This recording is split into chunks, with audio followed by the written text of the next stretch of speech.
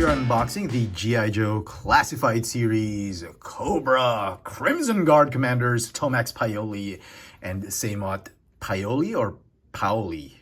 Somebody tell me in the comment section how to pronounce it. I think it's Paoli. I think they're Italians. Is that it? Tomax Xamot, you'll notice they are, for those who don't watch G.I. Joe, they're the reverse of their names because these two are the Cobra Wonder Twins. Wonder Twins powers activate. Form of a gun, shape of an ice cube. Let me know in the comment section if you know where that reference came from. So I picked up these two from Hobby Corner. Honestly, I don't understand why they're separate figures. No G.I. Joe collector in his right mind or her right mind would ever buy one over the other. Like, I don't know of anybody who just has Tomax or who has just Xamot unless they lost one of the figures or something like that.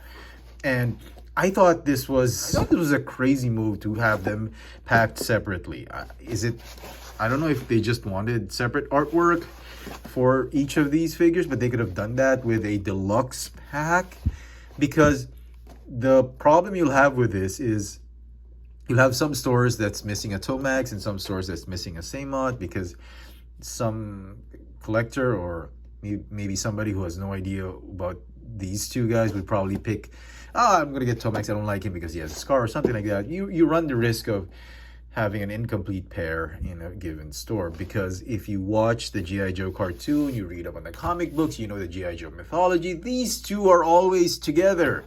In fact, whatever you do to one guy, whether they'll be together or separated or in another hemisphere of the world, the other one feels it as well. They've got this strong connection. They were one of the funniest characters, or one of the funniest Cobras on the show. They were like the punching bag and the comic relief of the show. But honestly, I cannot imagine collectors getting them separately. They have to always come together, and I'm guessing once Hasbro decides to do a retro carded version of these two, they'll probably be in both the double blister pack. I mean, if they still do the separate blister pack, it is beyond me what they're thinking. Let's crack these bad boys open. And oh man, there's a little bit of denting in my... Okay, so Tomax. I mean, I've always felt that these guys were just a single character. Never really thought of them as individuals. They were together, they fought together, and it was always funny, like when Snake Eyes or Duke punches the other one, and the other one would get hit. You'd feel the punch, so I thought that was interesting. So here they are, very, very cool. I love the colors immediately. I mean, they give off that cartoon vibe. They both come with, is this an AK? I don't know what this is. So we're getting more accurate guns from the Classified series. Very cool. It's the same one. It comes with a suppressor and stock. And I believe these knives are, let me just take off one. So they have a pair of identical, I believe these are Chris daggers. Chris, K-R-I-S, Chris. It's, I was in grade school. I think when I was in 3rd grade or 4th grade, we were doing Asian cultures, and one of the ethnic Asian weapons, I believe, was the Chris. The Chris was like a wavy blade, was a long wavy blade. Not entirely sure if the origins were in Europe or in Asia, but it was used in a lot of Asian tribes, and this looks like a Chris dagger. Here are the twins out of packaging. As you can see, they have the exact same accessories, and essentially the molds are mirror images of each other. I'm amazed at how much Hasbro spent just to repurpose the molds. This is Hasbro's mold repurposing at its finest. The head sculpts are obviously different. You can clearly see that Tomax is a little bit of has a smirk on him, and Xamot has a bit of a scowl and a scar. Also, the hair is parted in opposite directions. The uniform is obviously mirror images. The torso is exactly the same, as well as the, I guess, the shoulders, biceps, the forearms. Even the hands, I think they're the same. Hips, thighs, legs, the same. But I guess the armor or stash, they're mirror images. And the holsters or the sheaths for the daggers, they're mirror images as well. The pistol belt, look at this. Even the leg dagger sheaths are mirror images. They're not the same sheaths. So, I mean, in the assembly plant, you gotta be careful of assembling this. You gotta put the right one properly. So even the pockets or pouches on, I think they look different. I think they're the same because the crease on this one is bigger than this one.